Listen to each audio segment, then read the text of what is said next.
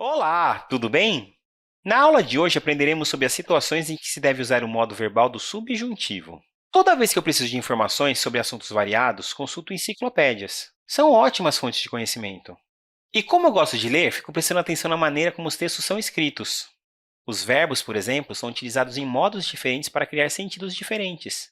O modo indicativo é empregado para expressar fatos, informações com valor de verdade. Já o modo subjuntivo é usado quando queremos expressar situações hipotéticas, dúvidas, condições, ou seja, quando não há valor de verdade. Para exemplificar a diferença, vou lhe mostrar dois trechos de um texto sobre ciclismo que li numa enciclopédia. Primeiro trecho. O vácuo criado pela motocicleta faz o ciclista ganhar velocidade. Segundo trecho. O tempo de percurso de cada ciclista ou de cada equipe é cronometrado individualmente. Ganha a equipe ou o ciclista que fizer o melhor tempo. No primeiro trecho, há um fato explicado pela física. Para deixar clara a ideia de que é verdade que o vácuo tem efeito sobre as bicicletas, o autor optou pela forma verbal faz, que se encontra no modo indicativo.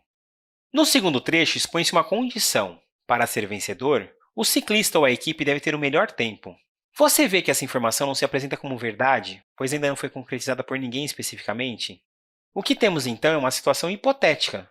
Um fato expresso por um verbo no indicativo, no caso a forma ganha, ocorre toda vez que a situação sai do plano hipotético e se concretiza.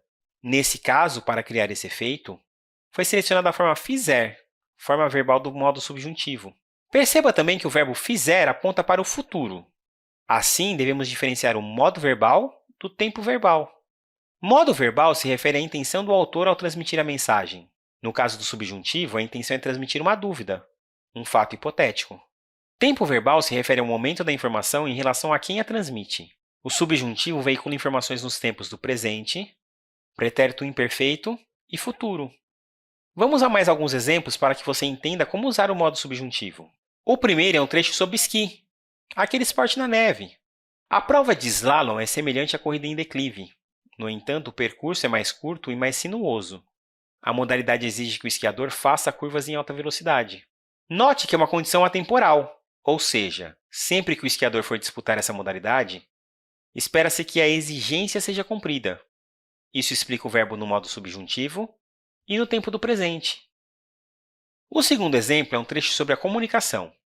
A invenção da impressão, ou prensa tipográfica no século XV, foi um grande avanço na comunicação escrita, permitindo que os tipógrafos fizessem cópias de um texto rapidamente.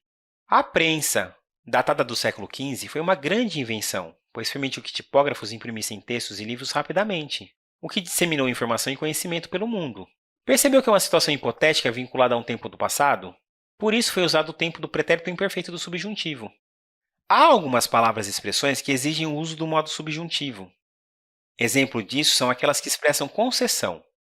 Concessão é uma relação de oposição, que quebra uma expectativa criada. Veja esses três exemplos que também encontrei durante minhas pesquisas em enciclopédias. Este é sobre chapéu. Há gente que gosta de usar o boné com o distintivo e as cores do time preferido, mesmo que não esteja batendo sol forte. Agora um trecho sobre o papiro, espécie de parente mais velho do papel. Ainda que seja associado ao Egito, o papiro também era usado por outros povos do mundo antigo, como os gregos e os romanos. O outro exemplo é sobre o ser vivo, no caso as plantas. Embora as plantas fiquem em um só lugar, elas movem suas folhas para receber a luz do sol. Mesmo que, ainda que e embora, trazem informações que contrastam com os fatos apresentados, quebram expectativas.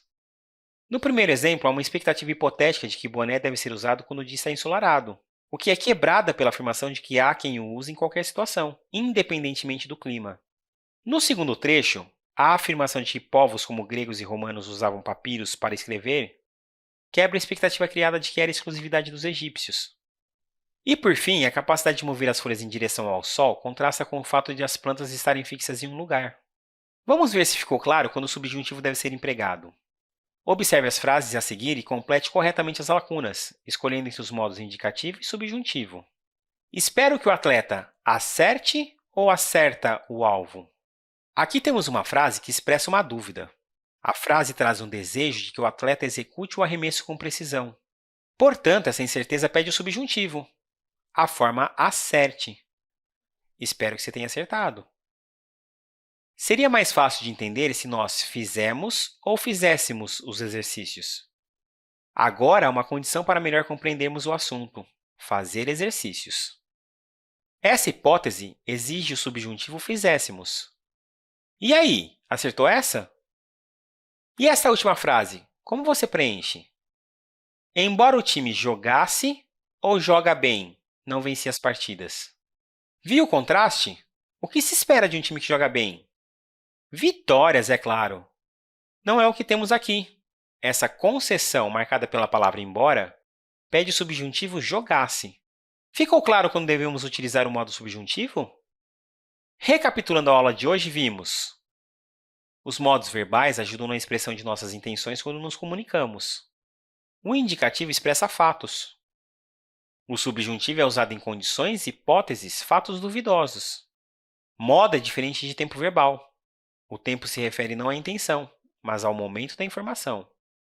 Há palavras e expressões, como as que expressam concessões, que exigem um subjuntivo. Obrigado pela companhia, bons estudos e até a próxima aula. Tchau!